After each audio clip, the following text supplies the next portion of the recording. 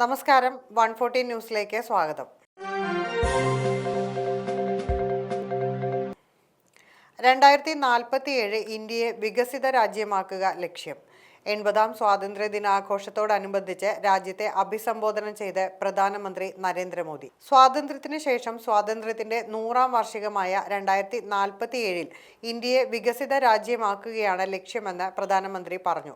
സ്വപ്നങ്ങൾ വലുതാകുമ്പോൾ നമ്മുടെ ചിന്തകൾ വിശാലമാകും. അതിലൂടെ കഴിവുകൾ വർദ്ധിക്കും. സ്വപ്നങ്ങൾ ദൃഢമാകുമ്പോൾ വെല്ലുവിളി അതിജീവിച്ച് മുന്നോട്ടു പോകാനുള്ള ധൈര്യം താനെ വന്നുചേരും. ലക്ഷ്യങ്ങൾ പൂർത്തിയാക്കാനുള്ള യാത്രയിലാണ് നാമെന്നും ചെങ്കോട്ടയിൽ രാജ്യത്തെ അഭിസംബോധന ചെയ്ത് നടത്തിയ പ്രസംഗത്തിൽ പ്രധാനമന്ത്രി പറഞ്ഞു.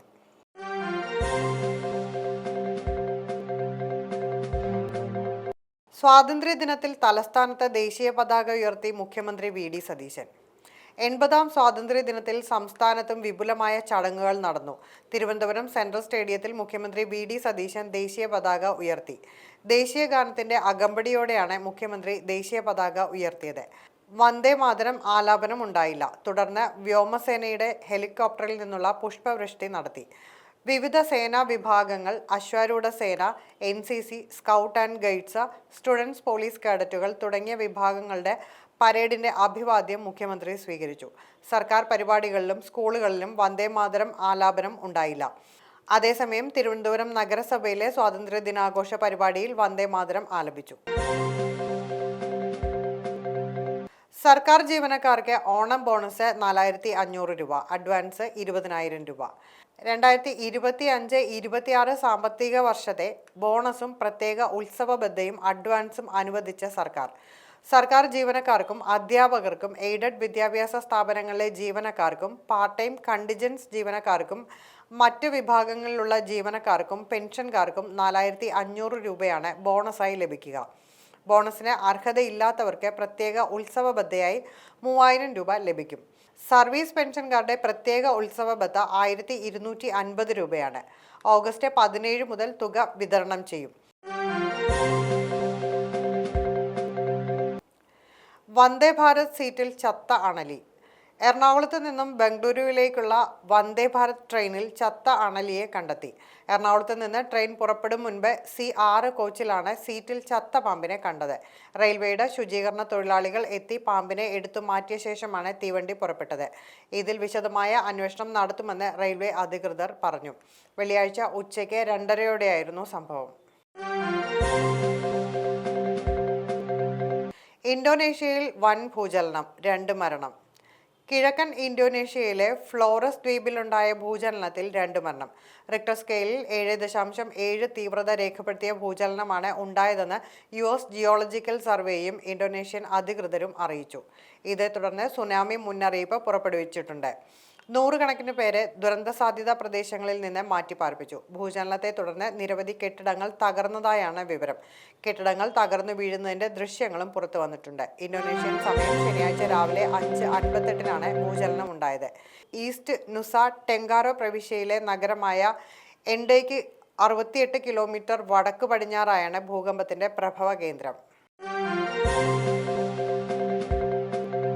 കപ്പലുകൾക്ക് നേരെ ഹോർമൂസിൽ വീണ്ടും ഇറാൻ ആക്രമണം. അബുദാബി നാഷണൽ ഓയിൽ കമ്പനിയുടെ 2 കപ്പലുകൾക്ക് നേരെ ഹോർമൂസിൽ ആക്രമണം. ഒരാഴ്ചക്കിടെ 2ാം തവണയാണ് കപ്പലുകൾക്ക് നേരെ ആക്രമണം ഉണ്ടാകുന്നത്. സംഭവത്തിൽ ആർക്കും പരിക്കില്ല. ആക്രമണത്തിന് പിന്നിൽ ഇറാനാണെന്ന് UAE വിദേശകാര്യ മന്ത്രാലയം ആരോപിച്ചു. മറ്റ് 2 കപ്പലുകൾ കൂടി ആക്രമിക്കപ്പെട്ടതായി UK മാരിടൈം ഏജൻസി അറിയിച്ചു. ഇറാന്റെ അനുവാദമില്ലാതെ ഹോർമൂസ് കടക്കാൻ ശ്രമിക്കുന്ന കപ്പലുകൾ ആക്രമിക്കുമെന്ന് റവല്യൂഷണറി ഗാർഡ് ആവർത്തിച്ചു. അതേസമയം ഒരു രാജ്യവും ഇന്നേവരെ കണ്ടിട്ടില്ലാത്ത മട്ടിലുള്ള ഉപരോധമായിരിക്കും നേരിടേണ്ടി വരിക എന്ന് US treasury secretary Scott Bessent മുന്നറിയിപ്പ് നൽകി. രാത്രി വൈകി ഗസ്റ്റ് ഹൗസ് ഒഴിയാൻ ആവശ്യപ്പെട്ടു. അധികൃതർക്കെതിരെ രൂക്ഷ വിമർശനവുമായി മഹുവ മൊയ്ത്ര. സർക്കാർ ഗസ്റ്റ് ഹൗസിൽ നിന്നും തന്നെ പുറത്താക്കാൻ ജില്ലാ ഭരണകൂടം ശ്രമിച്ചു എന്ന ആരോപണവുമായി തൃണമൂൽ കോൺഗ്രസ് MP മഹുവ മൊയ്ത്ര. വെള്ളിയാഴ്ച രാത്രിയാണ് നാടകീയ സംഭവങ്ങൾ അരങ്ങേറിയത്. രാത്രി 9:47 അഡീഷണൽ ഡിസ്ട്രിക്ട് മജിസ്ട്രേറ്റ് വിളിച്ച് മുറി ഒഴിയാൻ ആവശ്യപ്പെട്ടുവെന്നും 10:52 ഒഴിഞ്ഞു പോകണമെന്നാവശ്യപ്പെട്ടുള്ള സന്ദേശം ലഭിച്ചുവെന്നുമാണ് മഹുവ മൊയ്ത്ര പറയുന്നത്. സർക്യൂട്ട് ഹൗസിന് പുറത്തെ വലിയ ജനക്കൂട്ടം ജയ് ശ്രീറാം വിളികളുമായി തടിച്ചുകൂടിയിരുന്നതായും മഹുവ മൊയ്ത്ര അവകാശപ്പെട്ടു. മെസ്സി വിവാദത്തിൽ ED പ്രാഥമിക അന്വേഷണം തുടങ്ങി. മെസ്സിയെ കേരളത്തിലെത്തിക്കാനുള്ള നീക്കങ്ങളിൽ സാമ്പത്തിക ക്രമക്കേട് നടന്നിട്ടുണ്ടോ എന്നതിൽ എൻഫോഴ്സ്മെന്റ് ഡയറക്ടറേറ്റ് പ്രാഥമിക അന്വേഷണം ആരംഭിച്ചു. സ്പോൺസർമാരായ റിപ്പോർട്ടർ ബ്രോഡ്കാസ്റ്റിംഗ് കമ്പനി വിദേശ നാണ്യ വിനിമയ ചട്ടം ഫെമ ലംഘിച്ചോ എന്നാണ് പ്രാഥമികമായി പരിശോധിക്കുന്നത്. കായിക വകുപ്പ് സെക്രട്ടറി സർക്കാരിന് സമർപ്പിച്ച റിപ്പോർട്ടിലെ വിശദാംശങ്ങൾ ED ശേഖരിക്കും. ഫെമ ക്രമക്കേട് കണ്ടെത്തിയാൽ കേസ് രജിസ്റ്റർ ചെയ്യും. അർജന്റീന വിഷയത്തിൽ കള്ളപ്പണ ഇടപാടുമായി ബന്ധപ്പെട്ട പരാതിയിൽ കഴിഞ്ഞ വർഷം ED സ്പോൺസർമാർക്കെതിരെ പരിശോധനകൾക്ക് തുടക്കമിട്ടിരുന്നുവെങ്കിലും മറ്റ് ഏജൻസികൾ FIR രജിസ്റ്റർ ചെയ്യാത്തതിനാൽ അന്വേഷണം മുന്നോട്ടു പോയില്ല. എന്നാൽ ഫെമ ലംഘനങ്ങളിൽ EDക്ക് നേരിട്ട് കേസെടുക്കാനാകും.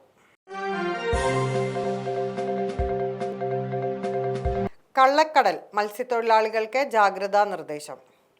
സംസ്ഥാനത്ത് ഓഗസ്റ്റ് 18 വരെ ഒറ്റപ്പെട്ട ഇടങ്ങളിൽ നേരിയതോ മിതമായതോ ആയ മഴയ്ക്ക് സാധ്യതയുണ്ടെന്ന് കേന്ദ്ര കാലാവസ്ഥാ വകുപ്പ് അറിയിച്ചു. ഇന്ന് അടുത്ത 3 മണിക്കൂറിൽ കേരളത്തിലെ ആലപ്പുഴ, കോട്ടയം, ഇടുക്കി, എറണാകുളം, തൃശൂർ, കോഴിക്കോട്, വയനാട്, കണ്ണൂർ, കാസർഗോഡ് ജില്ലകളിൽ ഒറ്റപ്പെട്ട ഇടങ്ങളിൽ ഇടത്തരം മഴയ്ക്കും മണിക്കൂറിൽ 30 കിലോമീറ്റർ വരെ വേഗത്തിൽ ശക്തമായ കാറ്റിനും, പത്തനംതിട്ട, മലപ്പുറം ജില്ലകളിൽ ഒറ്റപ്പെട്ട ഇടങ്ങളിൽ നേരിയ മഴയ്ക്കും സാധ്യതയുണ്ടെന്ന് കേന്ദ്ര കാലാവസ്ഥാ വകുപ്പ് അറിയിച്ചു.